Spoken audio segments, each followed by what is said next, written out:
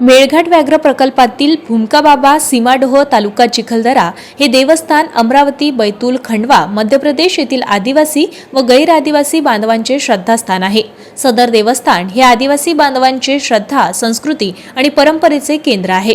परंतु सदर देवस्थान मेळघाट व्याघ्र प्रकल्पाच्या कोरल झोनमध्ये असल्याने वन विभागामार्फत येथे पूजा तसेच महाप्रसाद करण्यास सक्त मनाई करण्यात आली आहे।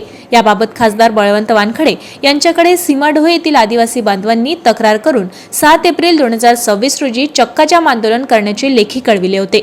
याबाबत आज आदर्श रेड्डी, मुख्य वनरक्षक तथा क्षेत्रसंचालक मेळघाट व्याघ्र प्रकल्प अमरावती श्री अर्जुना यांच्या उपस्थितीत बैठक संपन्न झाली आहे। मेळघाटातील आदिवासी व गैर आदिवासी बांधवांचे आराध्य दैवत असलेल्या सीमाडोह येथील भूमिकाबाबा पिढी मंदिरात पूजा तसेच भंडारा करण्यास व्याघ्र प्रकल्पाच्या अधिकाऱ्यांनी बंदी घातली होती। यामुळे या परिसरातील आदिवासी बांधवांमध्ये वन विभागाबाबत तीव्र असंतोष निर्माण झाला होता। त्यामुळे धारणी ते परतवाडा महामार्गावर 7 एप्रिल 2026 रोजी चक्काजाम आंदोलन करून त्यांच्या मागणीकडे लक्ष वेधण्यासाठी सर्व विभागांना लेखी कळविले होते। तसेच खासदार बळवंत वानखडे यांना देखील निवेदन दिले होते। याची दखल घेत खासदार बळवंत वानखडे यांनी दिनांक 2 एप्रिल 2026 रोजी संसदेत देखील हा मुद्दा उपस्थित केला होता। माननीय उच्च न्यायालयाच्या निर्देशाला अधीन राहून भूमकाबाबा येथील देवस्थान वन विभागामार्फत आठवड्यातून केवळ 1 दिवस दर्शनासाठी खुले करून दिले होते। भूमकाबाबा हे देवस्थान आदिवासी बांधवांचे श्रद्धा, संस्कृती आणि परंपरेचे केंद्र आहे। त्यामुळे येथे अमरावती, बैतूल, खंडवा या भागातील आदिवासी आणि गैर आदिवासी बांधव मोठ्या प्रमाणात मन्नत मागण्यासाठी येत असतात।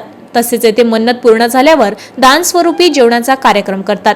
परंतु या परिसरात वाघाचा संचार असून याबाबत पाऊलखुणा देखील सापडल्या होत्या। त्यामुळे वन विभागामार्फत चुकीच्या पद्धतीने येथे येणाऱ्या भाविकांना सक्त मनाई करण्यात आली आहे। परंतु चैत्र महिन्यात येथे भाविक त्यांच्या मनोकामना पूर्ण होण्याच्या दृष्टीने दुरून येत असल्याने सदर देवस्थान एप्रिल ते जून या काळात शनिवार वगळता पूर्ण दिवस सुरू ठेवण्याबाबत आदिवासी बांधवांनी मागणी केली होती।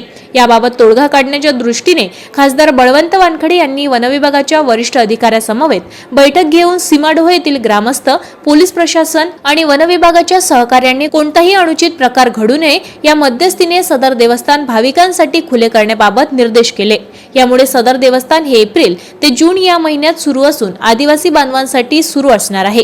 सदर आढावा बैठकीत माननीय वीरेंद्र जगताप, माजी आमदार महेंद्र गैलवार, अध्यक्ष धारणी तालुका काँग्रेस कमिटी, राजेश सेमलकर, विलास बोरेकर, पंकज मोरे, गटनेता नगर परिषद धारणी, राहुल येवले, जिल्हाध्यक्ष युवक काँग्रेस गोलू मुंडे आणि वन विभागाचे अधिकारी कर्मचारी यावेळी उपस्थित होते।